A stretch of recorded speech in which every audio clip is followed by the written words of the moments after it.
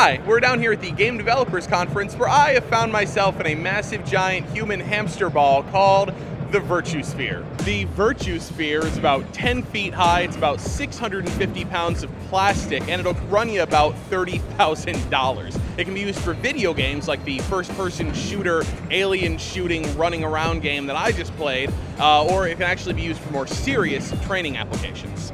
So inside the Virtue Sphere, you wear this virtual reality helmet, and the image of a first-person shooter with a bunch of aliens running around and trying to shoot at you is on your goggles. And as you run forward in the ball, moving underneath you, you run forward and run up to the aliens, and you have the gun and you can blast them. And basically it tracks your head movements so it knows where you're looking, and that's how you aim.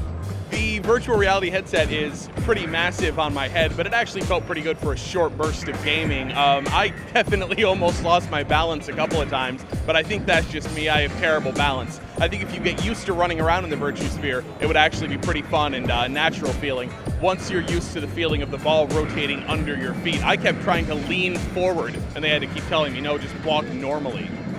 One of Sony's big pushes across all of its technology platforms this year is 3D. 3D movies, 3D television, and 3D gaming on PlayStation 3, which they're going to roll out later in 2010. Now, these are not the red and blue glasses of our youth, and nor are they the polarized glasses that you used to watch Avatar 5 times in a row on opening day. These are mechanized LCD glasses, which actually turn on and off, sending different signals to each eye for games like Super Stardust HD here in back of me, which, as you can see, looks really awesome. Oh, actually, you can't see it. I'm sorry. Wish you were here. Something else Sony is showing here at the Game Developers Conference is the PlayStation Move. It's a motion controller for PS3. Basically, it's Sony's answer to the Wii. It does everything the Wii Remote does. You wave it around, you can play tennis, you can swing a baseball bat, all that good stuff. Now, there's a camera on top of the television, and that tracks the movement of this light-up ball in the controller, and that's how it knows where it is. There's gyroscopes and accelerometers, so it's know where it's moving around. There's buttons, there's a trigger, so you can use it as a gun. You know the drill.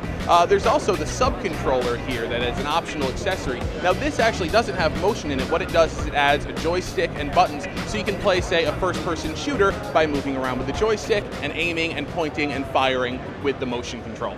Now, there's one thing that the PlayStation Move can do that you're not going to be doing on your Wii anytime soon, which is augmented reality. Since there's a camera, it can actually track the position of the controller and then replace the controller and the image with whatever you want, like a couple of swords, or a sword and a baseball bat, or a sword and another controller, or a thing, or this, or the Sony logo. Wow! I've been trying out PlayStation Move here at GDC, and basically it works like the Wii Remote. In some cases it works just as well, maybe a little bit better, you know, playing table tennis, stuff like that. But as far as a first-person shooter controller, I kind of found that using the camera to track the ball is a little bit laggier than the Wii's solution. Like, it doesn't really move where I want it to go. It sort of trails after me, like it's kind of following along with my movements. In that respect, I actually kind of like the Wii's controller better. A lot of the software they're showing off here at GDC isn't really up to the standards of what Nintendo has on the Wii right now. Like, the table tennis doesn't feel as good, the archery and the bowling all don't really feel as good. So Sony's controller, which it says is going to cost about $100, is actually, it's got more technology in it than the Wii, but right now the games that they're showing aren't as good.